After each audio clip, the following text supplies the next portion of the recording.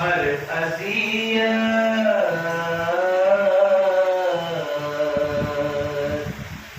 مر گئی،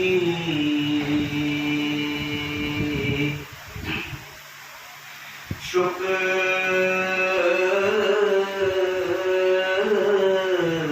کے سجدوں کے آگے ہر اذیت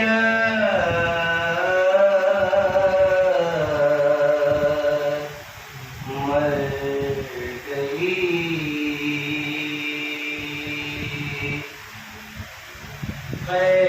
قیدیوں سے لڑتے لڑتے خود حکومت مر گئی، قیدیوں سے لڑتے لڑتے خود حکومت مر گئی۔ اب کیا ہوا بیعت کا جب پوچھا تو عابد نے کہا،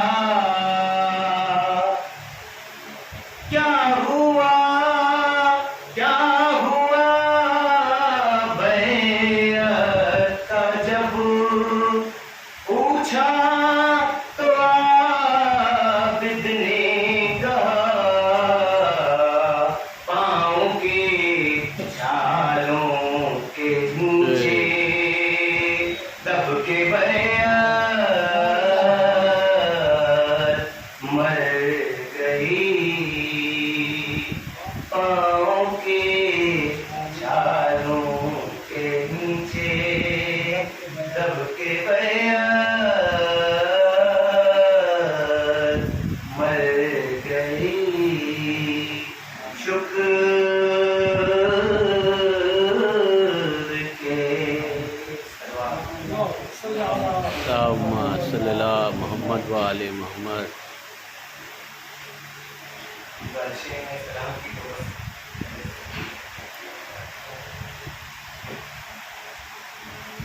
اے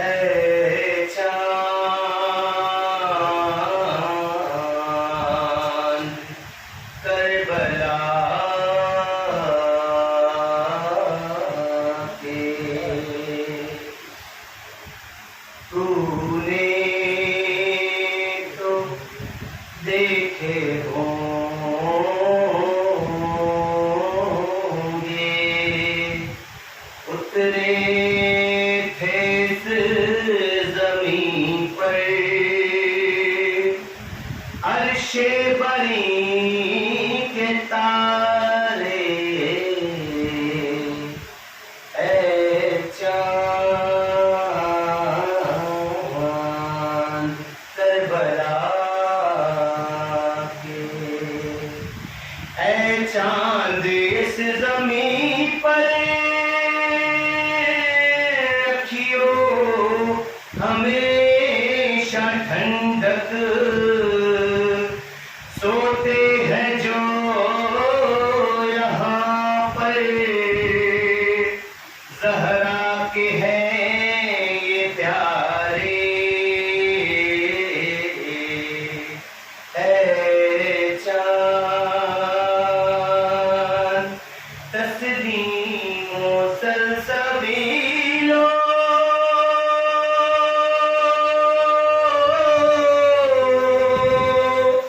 کوثر کے ہیں یہ مالک،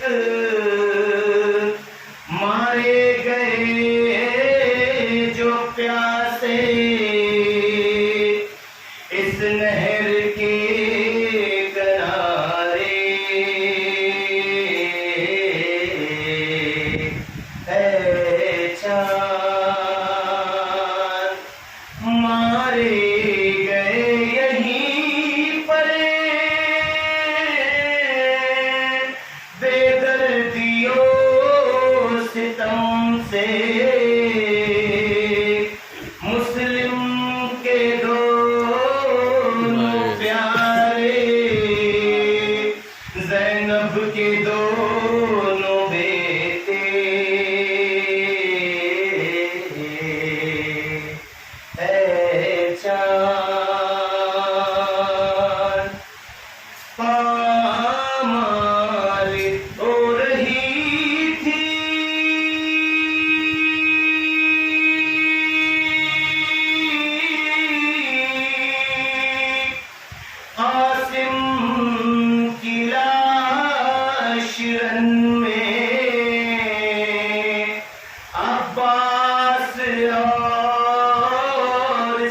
سرور چنتے تھے ان کے ٹکڑے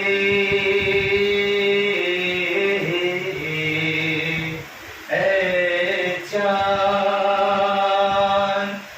بازو کٹے یہیں پر عباس با وفا کے اذن بغاں نہ پایا پانی بھی لا نہ پائے اے چاند پانی پلانے لائے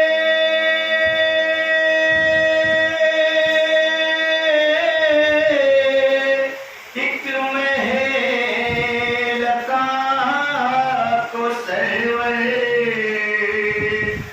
کیا سے بوڑھا مولا نے تیرے ستم لگا کے گردن چھڑی پسر کی بازو چھڑا پدر کا دونوں طرف طرف کر پیاسے جہاں سے گزرے اے چاند اس بن میں ایک بچی بابا کو ڈھونڈتی تھی بکھرے ہوئے پڑے تھے جب سر بری دلاشیں پھر بھی یہ تم نے دیکھا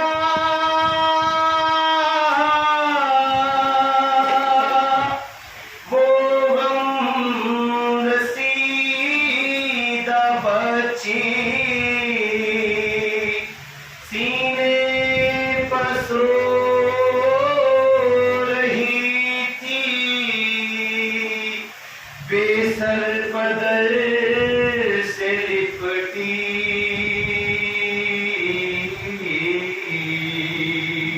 اے چاند بازو بندھے یہیں پر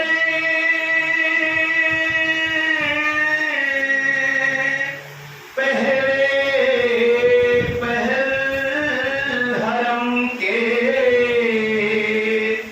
اس سرزمین سے گزرے سجاد سر جھکائے اے چاند شہزادہ جناحی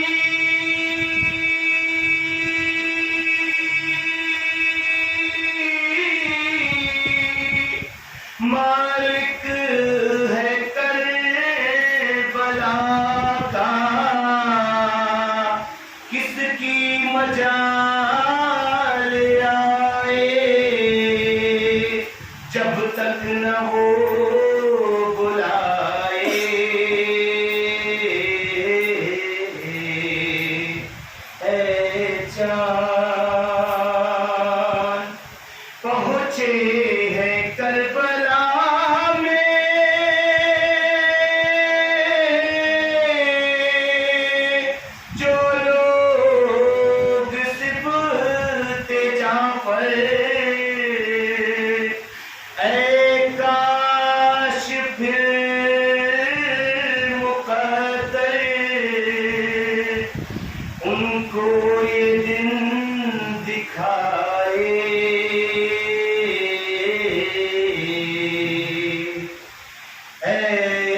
चाँद करबला के तूने तो देखे होंगे,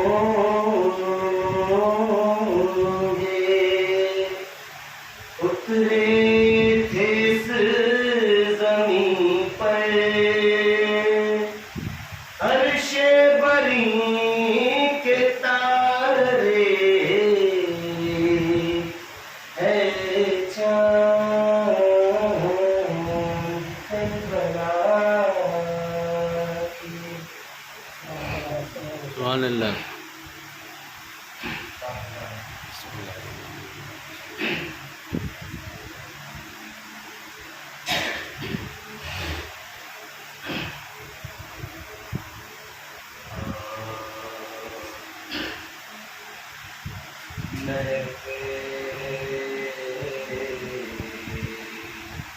حضرت عباس کے لاشے کے قریب ایک بہن ہستا تنوں کشتا جگر پختہ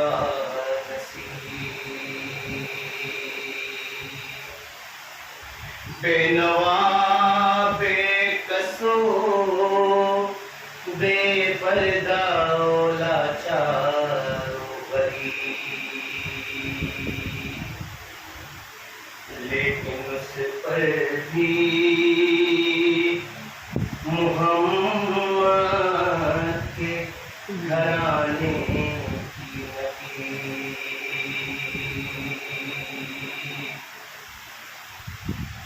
زرد چہرے پہ ہے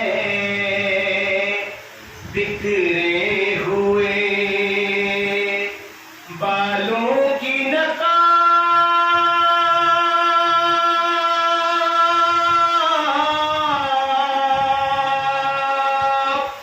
جیسے جزدان میں لپٹی ہوئی عصمت کی کتاب،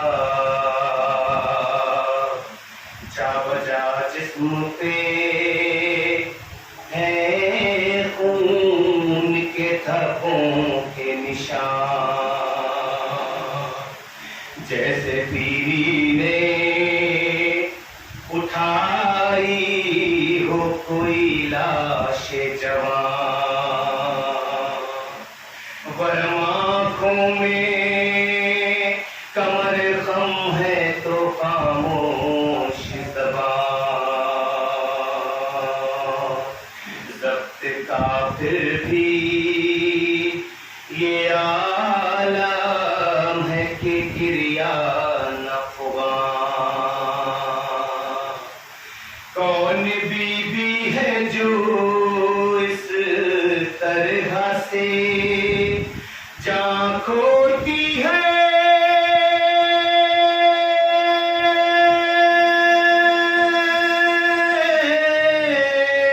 جس طرح لاش پہ بھائی کے بہن روتی ہے، جس طرح لاش پہ بھائی کے بہن روتی ہے، محویت کا ہے یہ عالم کی نظر ہٹتی نہیں، چومتی ہے کبھی شان تو کبھی جھک کے جبین، کبھی تھراتا ہے لاشا کبھی مقتل کی زمین،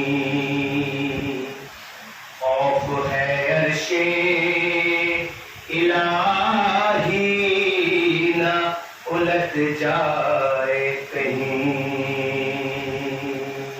لاش لاش عباس پہ یہ دخترے حیدر تو نہیں،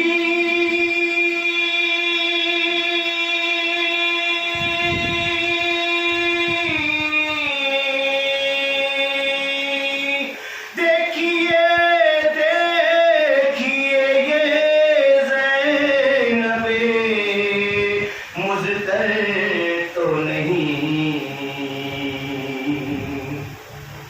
دیکھیے دیکھیے یہ زینب مضطر تو نہیں،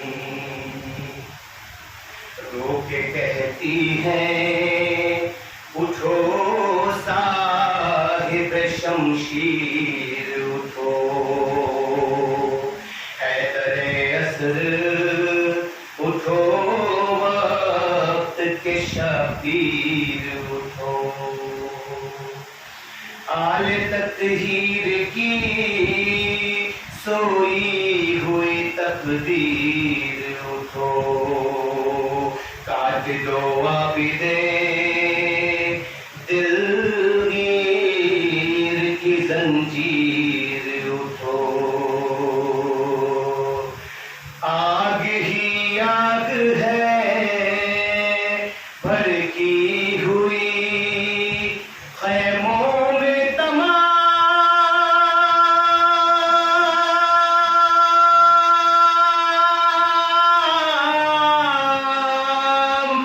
چھن گئی سر سے ردا جاتی ہوں میں سوئے شام،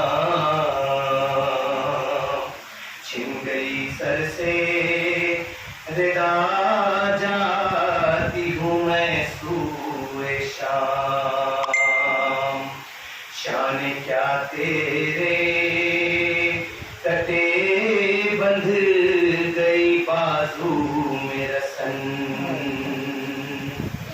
سر پہ کیا گرز لگا ہو گئی بے پردہ بہن، تیری کیا جان گئی مارے گئے شاہ زمن، فصل گل ایسی لٹی ہو گیا برباد چمن، چین سے سوئیں گے سب اہل ستم راتوں کو،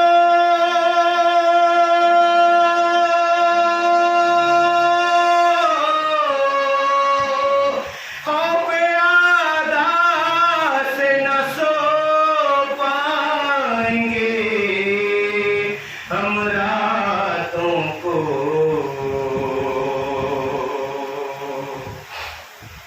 میرے عباس قیامت ہے بپا تیرے بعد، لٹ کے برباد ہوئی آل عباس تیرے بعد، مٹ گئی رسم وفا جانے وفا تیرے بعد، خاک دنیا میں ہے جینے کا مزہ تیرے بعد، میرے عباس دعا مانگو کہ مر جائے بہن،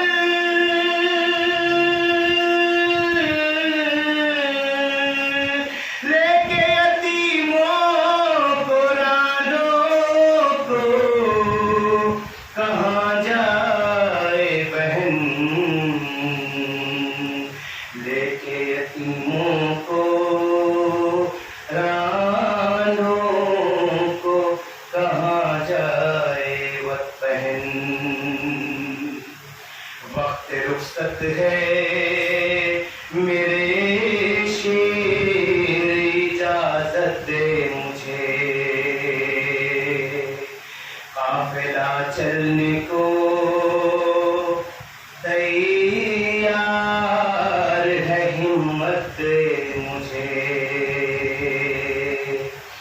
فلم نے کفر جلا دوں وہ حرارت دے مجھے، یعنی تقریر میں شمشیر کی خصلت دے مجھے، رن میں شمشیر چلانا تو میرا کام نہیں،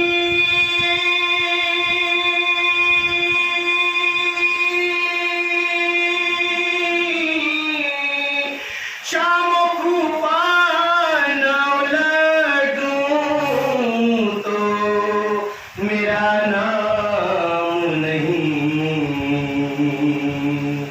شام کو پانا الٹ دوں تو میرا نام نہیں، شام کو پانا الٹ دوں تو میرا نام سبحان اللہ۔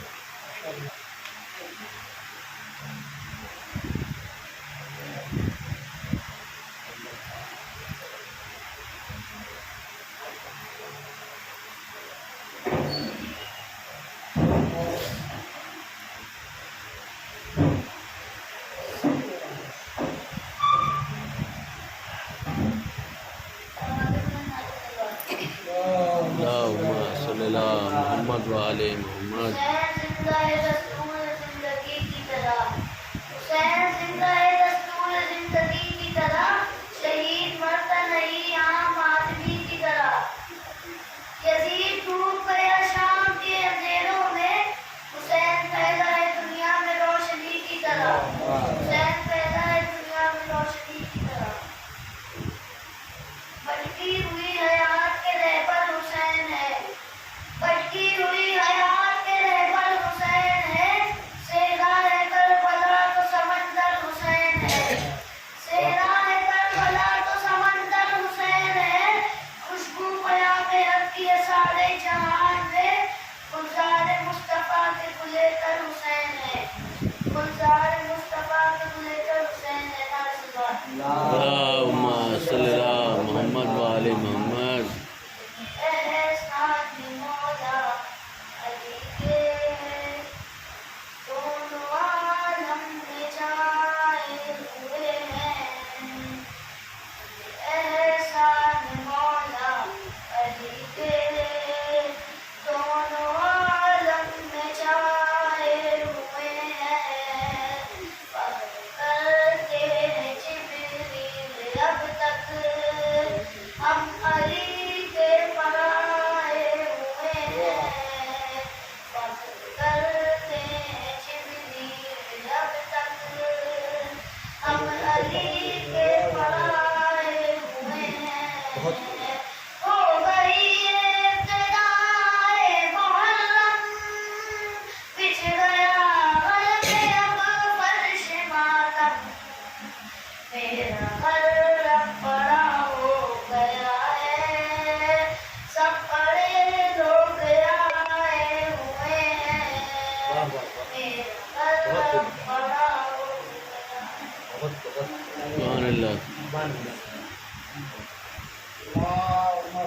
اللهم صل على محمد وعلى محمد۔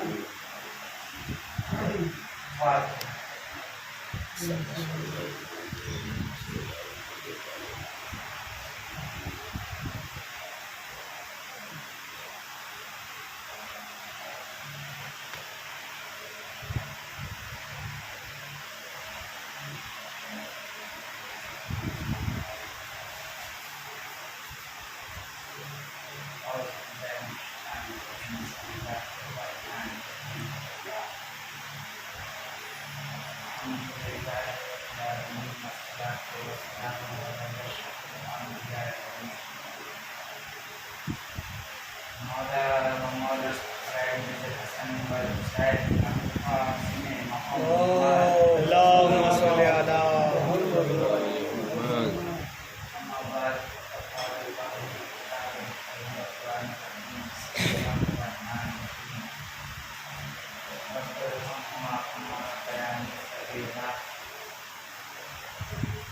دعا میں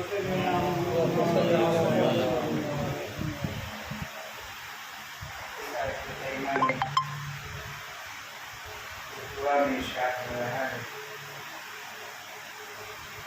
پروردگار دونوں کے اوپر ایسے رحم کر جیسے کہ انہوں نے بچپنے میں ہم پہ رحم کیا، یعنی میرے والدین کے اوپر اسی طریقے سے رحم کر جیسے انہوں نے بچپنے میں مجھ پہ رحم کیا۔ والدین کے سلسلے میں بہت سی حدیثیں، بہت سے واقعات، اور خدا عالم نے بھی اپنی کتاب میں اکثر مقامات پر والدین کی اطاعت کا حکم دیا۔ کبھی یہ کہا گیا دیکھو ان کو کبھی جھڑکنا نہیں، کبھی کہا گیا دیکھو ان سے تن لہجے میں بات نہ کرنا، کبھی کہا گیا دیکھو اگر ان کے سامنے آنا تو اپنے شانوں کو خم کر دینا، چھپا دینا۔ والدین کی اطاعت کے لیے اکثر مقامات پر ائمہ نے بھی حکم دیا۔ والدین عظیم نعمت ہیں کہ اگر جس کے پاس ہیں وہ اس نعمت کو سمجھتا ہے، اور جس کے پاس چلے جاتے ہیں، جدا ہو جاتے ہیں، انہیں اس نعمت کی کمی محسوس ہوتی ہے۔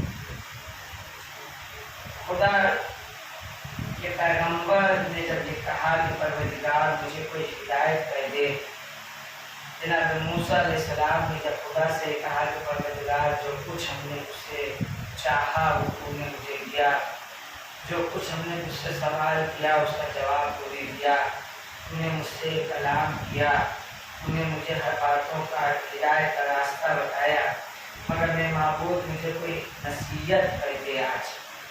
جیسا ہی جناب موسیٰ نے کہا تو خدا نے جناب موسیٰ سے کہا موسیٰ اپنی ماں کے ساتھ اچھا برتاؤ کرو۔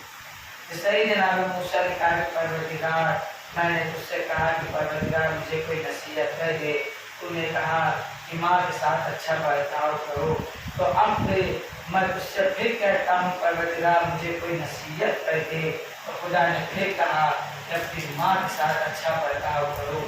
اس طریقے سے جناب موسیٰ پوچھتے جا رہے ہیں، اب خدا کہتا جا رہا ہے کہ موسیٰ اپنے ماں کے ساتھ برتاؤ اچھا کرو۔ وہ خدا بتانا چاہتا ہے کہ ماں کے ساتھ اچھا عمل کرنا کتنا خاص عمل ہے کہ جب ایک نبی کو ہم نے نصیحت کیا ہے تو عام امت جو ہے یا عام بندے ہیں ان کے لیے کیا حکم ہوگا؟ مولا علی کے زمانے میں ایک شخص ہے کہ جس نے دین اسلام کو قبول کر دیا، اب مولا کے بتائے راستے پہ عمل کرنے لگا، مولا کے پاس آیا اور یہ کہتا ہے کہ یا علی یہ بتائیے آپ کے دین اسلام میں جو احکام ہے جو بتایا گیا ہم اس پہ عمل کرتے ہیں، مگر یہ بتائیے کہ میری ماں تو کافر ہے، وہ خدا کا سجدہ نہیں کرتی، کیا ہم اب اس کی خدمت کریں کہ نہ کریں؟ تو آپ نے کہا کہ جیسے کہ تم پہلے جب دین اسلام میں داخل نہیں ہوئے تھے اپنی ماں کی خدمت کرتے تھے، اب تمہیں اپنی ماں کی خدمت اس سے اچھے انداز میں کرنا ہوگا۔ جب وہ پلٹ اپنے گھر واپس آیا وہ اپنی ماں کے ساتھ اچھی خدمت کرنے لگا۔ اس کی ماں نے ایک دن پوچھا بیٹا یہ بتاؤ کہ جب تم دین اسلام میں نہیں داخل ہوئے تھے، جب تم نے رسول کی رسالت کا کلمہ نہیں پڑھا، جب تم ایک محب اہل بیت نہیں بنے تھے، تو تمہارا عمل ایسا نہ تھا جیسا ہو گیا کہ تم نے عمل کہاں سے سیکھا؟ تو پلٹ کے اس نوجوان نے جواب دیا کہ جن کی محبت میں دل میں داخل ہو گئی ہے، جس دین اسلام کو ہم نے قبول کیا ہے، اسی دین اسلام کے قائم کرنے والے نے بتایا ہے کہ اپنی ماں کے ساتھ اچھا عمل کرو۔ پر جب سے میں نے ان سے یہ بات سنا ہے میں اس عمل کو انجام دینے لگا۔ بس وہ کہتی ہے کہ جس کا مذہب میں ماں کے ساتھ اتنا اچھا عمل بتایا جائے اس کا مذہب کتنا اچھا ہوگا۔ مجھے بھی اپنے امام کے پاس لے چلو، میں کلمہ پڑھ کے مسلمان ہونا چاہتی ہوں۔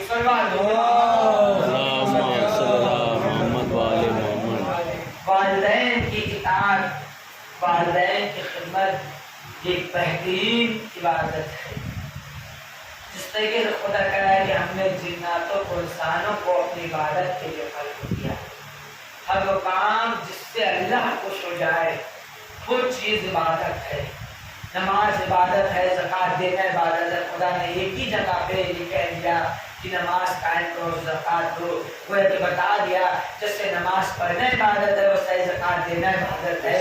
इसीलिए उलमा किराम ने लिखा कि अखलाक भी एक बेहतरीन इबादत है, यानी जिसका अखलाक अच्छा होगा वो भी इबादत की मंजिल में है। यानी लोगों के साथ रहम दिल से पेश आना, अखलाक के साथ बातें करना, बुजुर्गों को सलाम करना, प्यासों को पानी पिलाना, वहाँ में किसी मुसीबत ज़रा के साथ मदद कर देना, ये भी एक बेहतरीन इबादत है। और वालिदैन के साथ अच्छा अमल करना ये भी एक बेहतरीन इबादत है। जो वालिदैन के साथ अच्छा अमल करता है तो उससे खुदा रसूल भी खुश होते हैं, और जो वालिदैन की शान में गुस्ताखी करता है उससे खुदा रसूल भी नाराज होता है। बस दो वाक़िया और उसके बाद मजलिस और अपनी आगे मंजिल की तरफ। कि एक शख्स है कि जिसने अपनी माँ का बहुत दिल दुखाया, और यहाँ तक कि वो इस मंजिल पे पहुंच गया जब मौत के करीब आ गया। जब मौत के करीब आ गया तो उसके जिस्म से रूह नहीं निकल रही है, यानी ऐसा वक्त है कि अब इसके जिस्म से रूह निकल नहीं रही है, और वो बहुत बेचैन है, बहुत तकलीफ की हालत में है। बस जैसे रसूल खुदा के पास कुछ लोग आए, आके अर्ज करने लगे कि रसूल खुदा उसका दम नहीं निकल रहा है, और चलिए आप नबी हैं, आप कुछ कीजिए। जब आप वहां पहुंचे तो आपने उसके चेहरे को देखा। रसूल इल्मे गैब रखते हैं, खुदा खुद कह रहा है कुरान में कि हम अपने खास पैगंबर को इल्मे गैब देते हैं और फिर फरिश्तों के जरिए उनकी हिफाजत करते हैं। अब जब रसूल खुदा वहां आए तो आपने अपने इल्मे गैब से पता चलाया कि इसने कुछ ऐसा काम किया है कि जिससे इसका दम नहीं निकल रहा है। और जब आपने उसके चेहरे की जानिब देखा तो उससे सवाल किया कि बता कि तुझे क्या दिख रहा है। तो उसने कहा कि मुझे दो ऐसी शख्सियतें दिख रही हैं, कुछ चेहरे दिख रहे हैं जिनके चेहरे एकदम सुर्ख हैं, उनकी आंखें एकदम सुर्ख हैं, चेहरे खौफजदा हैं, हाथों में कुछ लिए हुए हैं। बस आपने कहा लोगों से खिताब होके ये बताओ इसकी माँ है कि नहीं। यानी आप ये समझ गए कि यहाँ पे जिसके ऊपर मुसीबत नाजिल हो रही है, जो ये मुसीबत की तकलीफ में है, इसकी माँ आ जाए तभी ये मुसीबत से इसको रिहाई मिल सकती है। बस लोगों ने कहा या रसूल खुदा इसकी माँ है और फला मकाम पे रहती है, क्या उसे बुलाया जाए। तो लोगों ने कहा या रसूल अल्लाह इसने अपनी माँ का बहुत दिल दुखाया है। मगर जब भेजा गया और रसूल खुदा ने कहलवाया कि जाके कह दो कि तुमको रसूल ने बुलाया है, तब वो आई है। तो रसूल खुदा ने कहा कि देखो तुम्हारा बेटा इतने वक्त मुसीबत की मंजिल में है, बहुत तकलीफ की मंजिल में है, और तुम जब तक कि अपने बेटे को माफ नहीं करोगी जब तक कि इसकी मुसीबत से रिहाई नहीं पा सकता। वो कहती है रसूल अल्लाह इसने मैं बहुत दिल दुखाया है, मुझे बहुत तकलीफ दी है, मैं इसे माफ नहीं करूंगी। बस आपने चंद लोगों को बुलाया और एक आग रोशन करवाया, और आग जब रोशन हुई तो कहा कि इसको उठाओ, इस आग के हवाले कर दो। जैसे ही ये कहा तो उसकी माँ ने कहा कि मैं इस मंजर को न देख सकूंगी, रसूल अल्लाह ऐसा न कीजिए। तो आपने कहा जब तुम हल्की सी आग में इसे जलता हुआ नहीं देख सकती तो सोचो जहन्नम की आग कैसी है। अगर तुमने माफ न किया तो खुदा माफ न करेगा। गोया पता ये चला कि अगर औलाद ने अपनी वालिदा का दिल दुखा दिया तो खुदा भी नाराज होता है, रसूल खुदा भी नाराज होते हैं। पर उसने कहा कि मैंने इसे माफ कर दिया है, जिससे खताएं हुई मैंने इसे माफ किया। कुछ देर के बाद जब माँ राजी हो गई तो फिर रसूल खुदा ने उससे सवाल किया अब बताओ तुम्हें क्या दिख रहा है। तो वो कहता है कि मुझे खूबसूरत चेहरा दिख रहा है, और उसके बाद जो लोगों के आंखें जर्द थी, जिनकी आंखें सुर्ख थी, अब उनकी आंखें सुर्ख नहीं है, उनके चेहरे पे हंसी है। पता ये चला जब तक के माँ नाराज थी तो मौत के फरिश्ते एक गजबनाक चेहरे में दाखिल हुए। जब माँ खुश हो गई तो मौत के फरिश्ते के चेहरे बदल गए और मोहब्बत वाले चेहरा हो गया। जब आम माँ का ये मर्तबा है तो जो खास माँ बाप है उनका क्या मर्तबा होगा, जिनके लिए रसूल खुदा ने कहा मोहम्मद के बाप है, सलवात भेजे मोहम्मद वाले। और जब इंसान नेकियां करता है तो खुदा वो दर्जा देता है, वो सिला देता है कि जो नबियों को मिल जाता है। जनाब मूसा का ज़माना है कि जनाब मूसा को ख्वाहिश हुई कि आज हम खुदा से ये पूछें कि हम जन्नत में कहाँ रहेंगे। जनाब मूसा गए, जनाब मूसा ने कहा कि ऐ खुदा, मेरी ख्वाहिश ये है, दरख्वास्त ये है कि मुझे बता दे जन्नत में मेरा मकाम कहाँ पे है और मेरे साथ कौन रहेगा, मैं हम सफर कौन रहेगा, मेरे साथ में कौन रहेगा। तो खुदा आलम ने फरिश्तों के जरिए से खबर दिया कि फला मंजिल पे एक कसाई है जो है मूसा तुम्हारे साथ जन्नत में तुम्हारा पड़ोसी बन के रहेगा, साथ में रहेगा। अब जनाब मूसा ने सुना कि कहाँ हम और कहाँ वही कसाई। जनाब मूसा वहाँ पहुँचे और पहुँचने के बाद जनाब मूसा ने देखा कि वो जो है दुकान खोले हुए कसाब गोश्त बेच रहा है। कुछ देर तक देखते रहे, उसके में कोई ऐसी सिफात न नजर आई कि जिससे वो जन्नत में दाखिल हो जाएगा। जब वो दुकान बंद करके जाने लगा, सूरज डूबने लगा, तो जनाब मूसा उसके पीछे पीछे चलना चाहते हैं। आपने उससे कहा कि मैं भी तुम्हारे साथ चलना चाहता हूँ तुम्हारे घर तक, यानी रास्ते में शायद इसके साथ कोई ऐसा अमल हो जो मुझको समझ में आ जाए कि जन्नत में जाएगा, मगर कोई अमल न नजर आया। फिर उसके बाद जनाब मूसा ने देखा कि अब उसने दरवाजा खोला, घर में दाखिल हो गया। जनाब मूसा ने कहा मैं तुम्हारे घर में दाखिल होना चाहता हूँ, क्या इजाजत है? उसने कहा आ जाइए। जनाब मूसा पैगंबर को बिठाया, उसके बाद वो एक बुलंदी पे आया, उसने एक गठरी बंदी में उठाया और उसको नीचे रखा। जब उसने नीचे रखा तो जनाब मूसा ने देखा कि एक ज़ईफ़ औरत। उसके बाद उसने उस औरत का, ज़ईफ़ औरत का चेहरा धुलाया, उसके बाद अपने हाथों से खाना खिलाया और उसके बाद पानी पिलाया। सब कुछ करने के बाद जनाब मूसा अलैहिस्सलाम के सामने उसने अपनी माँ को उसी मकाम पर रख दिया। जनाब मूसा ने कहा ये कौन थी? तो कहा ये मेरी माँ थी। कहा ये बताओ कि तुम इस काम को क्यों अंजाम दे रहे थे? तुम तो कोई आदमा भी लगा सकते हो। कहा कि आदमा लगा सकता हूँ, मगर जो सुकून मेरी माँ को मेरे अमल से मिलता है वो आदमा से नहीं मिलेगा। गोया कि खुदा को यह अमल इतना पसंद आया कि इसकी जगह खुदा ने क्या रखा। अब उसके बाद जनाब मूसा ने कहा ये बताओ, जब तुमने अपनी माँ के चेहरे को धुला दिया, जब तुमने लिबास पहना दिया, फिर उसके बाद खाना खिला दिया और तुमने माँ के लब हिले, तुम्हारी माँ के लब हिले, तो अब उसने ये कहा पहले मेरी माँ बोलती थी, अब मेरी माँ बोलती नहीं है। जब मेरी माँ के लब हिले हैं, इसका मतलब ये है कि जब भी मैं अपनी माँ को खाना खिलाता था, मेरी माँ ये कहती थी कि खुदा तुम्हें मूसा के साथ जन्नत में रखे। पर जनाब मूसा ने कहा मैं तुम्हें बशारत देता हूँ कि तुम्हारी माँ की दुआ कबूल हो गई, तुम जन्नत में मेरे साथ रहोगे। गोया कि माँ की खिदमत किया जाए तो इंसान जन्नत में चला जाता।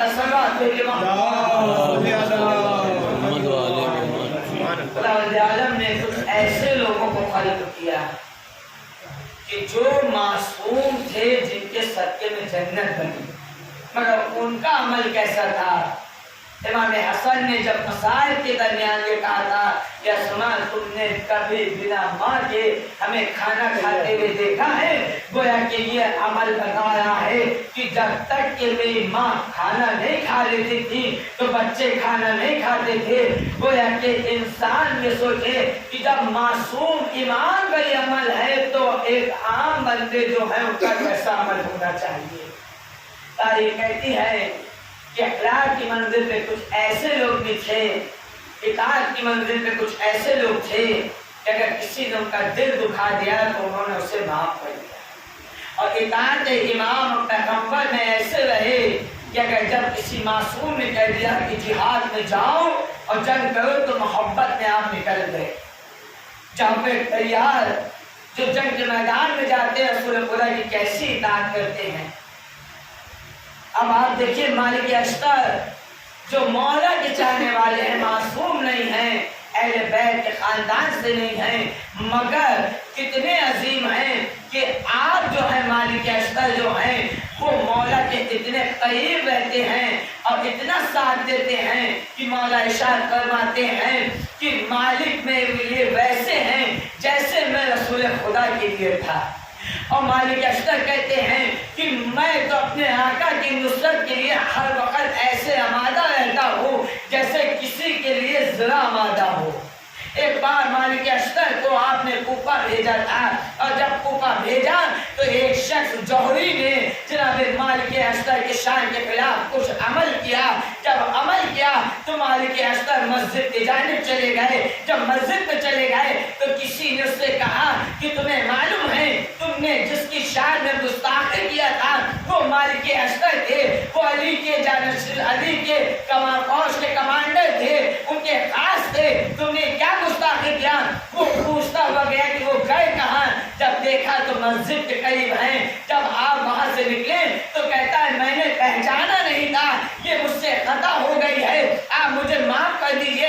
امام مالک اشتر نے کہا مجھے معلوم تھا کہ تو مجھے جانتا نہیں ہے، یہ تو نے گستاخی کیا، مگر جب تو نے گستاخی کیا تو میں کہیں اور جا رہا تھا مگر میں مسجد آ گیا، تیرے لیے استغفار کر رہا تھا. یعنی مالک اشتر بتا رہے ہیں کہ اگر کسی سے خطا ہو جائے تو اسے معاف کر دیا جائے. مگر ایسے ایسے لوگ ہیں کہ جو مولا کے سامنے محب اہل بیت گزرتے ہیں تو مولا انہیں اپنے سینے سے لگاتے ہیں. حبیب ابن مظاہر جب امام حسین چلتے تھے تو آپ خاک کو اٹھاتے تھے اور چومتے تھے، اس جنجیر کی خاک کو اپنے سر پہ لگاتے تھے. تو رسول خدا نے کہا تھا یہ بچوں میں سے بہت خاص بچہ ہے، اس کے دل میں میرے حسین کی محبت پائی جاتی ہے. اور مولا علی نے آج جناب مختار کے لیے کہا تھا کہ یہ وہ ہے کہ جس کی عقل ایک عظیم اور بلند مرتبے پہ ہے. اور اس کے بعد کہا تھا کہ یہ بچہ وہ ہے کہ جو میرے حسین کے قاتلوں سے بدلہ لیتا ہے. جناب مختار علیہ السلام کوفے میں تھے، مگر ایک وقت وہ آیا کہ جب اہل بیت کا چھوٹا سا قافلہ 60 ہجری کو سرزمین کربلا پہ پہنچ گیا، اور اس کے بعد مدینے سے 60 ہجری کو چلا اور سن 61 ہجری کو 2 محرم کو سرزمین کربلا پہ پہنچا. جب امام کے خیمے لگ گئے تو بی بی زینب داخل ہوئی تو آپ نے کہا باز ایک وعدہ کرو جس شان سے ہمیں لے کے آئے اسی شان سے ہمیں لے کے چلنا. بس ایک بار جناب عباس نے کہا شہزادی میں وعدہ کرتا ہوں جس شان سے آپ کو لے کے آیا ہوں اگر زندگی میں موت ایسی شان سے لے کے چلوں گا. مگر ایک وقت وہ آیا تو حسین کی شہادت کے بعد اشکیاء خیمے میں داخل ہو گئے، بیویوں کے سروں سے ہدایت چھین لیا گیا، خیموں میں آگ لگا دی گئی، بیویوں کو قیدی بنا کے شام و کوفہ کے بازاروں سے گزارا گیا. جب یہ قافلہ شام و کوفہ سے گزر رہا تھا ایک منزل وہ آئی کہ دربار سجایا گیا، اہل حرم کی بیویوں کو دربار میں لایا گیا. سید سجاد طوف میں گرفتار تھے. کوفے میں جب یہ قافلہ پہنچ گیا تو ایک بات تخت پہ بیٹھے ہوئے ملعون نے کہا کہ مختار کو لایا جائے، کسی ایسے کو لایا جائے جو ان کا محب ہو تاکہ دکھایا جائے کہ ہم نے اہل بیت کے ساتھ کیا کیا. بس ایک بار جناب مختار کو زندان سے لایا گیا اور اس کے بعد اس ملعون نے کہا کہ اے مختار تم نے اپنے امیر کو سلام نہیں کیا. جناب مختار نے کہا تو میرا امیر نہیں، میرا امیر تو آقا حسین ہے. تو ایک بار کہتا اچھا تمہارا امیر تمہارے مولا آقا حسین ہے؟ کہا کہ سلام تم سے دوری کو کرتے ہو؟ کہا میں آقا آتے ہیں تب میں انہیں سلام کرتا ہوں. ایک بار وہ کہتا ہے مختار اگر میں یہ کہہ دوں کہ آپ کے آقا حسین یہاں ہیں تو آپ یقین مانیں گے؟ جناب مختار نے کہا تیرا نجس دربار میں اب پاک ایمان تیرے دربار میں نہیں آ سکتا. ایک بار اس نے دشت منگوایا اور دشت سے کپڑا ہٹایا، امام مظلوم کا کٹا ہوا سر جیسے ہی جناب مختار نے دیکھا ایک بار ایک ابراہیہ بچاتے ہیں کہ اس کے اوپر حملہ گئے. سید سجاد کی آواز آئی اے چچا مختار اپنی نگاہوں کو نیچے کیجئے، ساتھ میں نبی کی نوازیاں زینب میں کلثوم بیدا ہے. آئے جناب مختار نے جو منظر اہل بیت کی مصیبت کا دیکھا ہے اسے آپ نے بلایا نہیں. جناب مختار کے بڑے احسان ہیں. ایک وقت آیا کہ جب آپ کچھ سال کے بعد آپ نے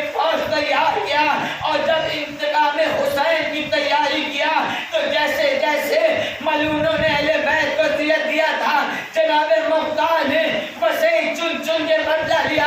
ایک بار جیسے ہی زین العابدین کے پاس یہ خبر دی گئی کہ اب جو ہے ابن زیاد کا جو ہے سر آ چکا، اب جو ہے ولی شمر کا بھی سر آ چکا، تو آپ نے کہا کہ ذرا مختار سے پوچھا جائے کہ کیا حرملہ کا سر آیا کہ نہیں۔ مگر جب حرملہ کو جناب مختار نے بلوایا تو کہا دیکھو میں تمہیں سزا تو دوں گا، مگر تم پہلے یہ بتاؤ کہ تم نے کربلا میں کیا کیا۔ وہ کہتا ہے کہ جب میں چلا تھا میرے پاس 6 دن تھی، 3 میں بیکار ہو گئی اور 3 کام آئی۔ کہا پہلی دن میں جب تمہیں کام آئی جب حسین کا علمدار بچوں کے لیے پانی لینے کے لیے قرآن پہ آیا اور پانی لے کے جا رہا تھا، میں نے ایسے تیر لگایا، مشق سکینہ چھینی، تمام پانی بہا دیا، بچے پیاسے رہ گئے۔ جناب مختار نے کہا ملعون تجھے بچوں کی پیاس کے پر ترس نہیں آیا؟ وہ ظالم کہتا ہے میں نے دوسرا تیر مختار جب استعمال کیا جب حسین اپنے ایک چھوٹے سے بچے کو لے کے آئے اور آ کے کہہ رہے تھے میرے بچے کو ایک قطرہ پانی پلا دو، تو میں نے دیکھا کہ فوج یزیدی ہے جس میں ایک کورا برپا ہو رہا ہے، مجھ سے کہا گیا تیر چلاؤ اور حسین کے بچے کا کام تمام کر دو۔ وہ ملعون کہتا ہے میں نے دوسرا تیر جب استعمال کیا تو میرا چل گر گیا، اس طریقے سے 3 تیر بیکار ہو گئے اور اس کے بعد میرا 5واں تیر کام آیا جب میں نے علی اصغر کے گلے پہ لگایا۔ 6واں تیر جو تھا وہ میں نے جب چلایا جب حسین ذوالجلال پہ ڈگمگا رہے تھے، حسین کے سینے پہ ایک نیزہ لگا، حسین نے اس نیزے کو اپنے گھٹنوں سے کھینچنا چاہا اور اپنی سواری پہ جیسے ہی حسین سیدھے ہو رہے تھے وہ ملعون کہتا ہے میں نے ایک تیر حسین کی پیشانی پہ ایسی لگایا کہ حسین سے سنبھلا نہ گیا اور حسین زمین پہ آ گئے۔ ارے مختار خشکانے لگے، جناب مختار نے تو سنا ہائے خش کھا گئے، مگر وہ بہن کربلا میں اس طریقے سے بے کسی سے دیکھ رہی تھی کہ کوئی نیزہ چلا رہا تھا، کوئی تیر چلا رہا تھا۔ زینب دعائی دے رہی تھی اتنے بڑے مجمع میں میرے بھائی کو بچانے والا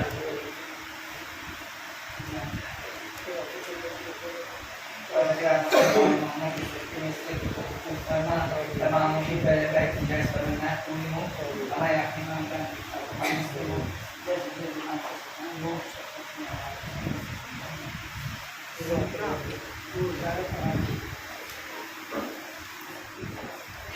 السلام علیکم یا ابا عبداللہ، السلام علیکم یا ابن رسول اللہ، السلام علیکم علی جدک و ابیک وعلی امک و اخیک، السلام علیکم ورحمۃ اللہ وبرکاتہ، السلام علیکم یا غریب الغرباء، السلام علیکم یا معین الضعفاء والفقراء، السلام علیکم یا شمس الشموس، السلام علیکم یا انیس النفوس، السلام علیکم ایھا المدفون بعرض الطوس، السلام علیکم یا ابا الحسن یا علی بن موسی رضا رحمۃ اللہ وبرکاتہ، السلام علیکم یا مولانا صاحب العصر والزمان، الامان الامان الامان، السلام علیکم یا خلیفۃ الرحمن، السلام علیکم یا شریک القرآن، السلام علیکم یا امام الانس والجان، عجل اللہ تعالی فرجک، وسعل اللہ تعالی مخرجک ودورک، السلام علیکم ورحمۃ اللہ وبرکاتہ۔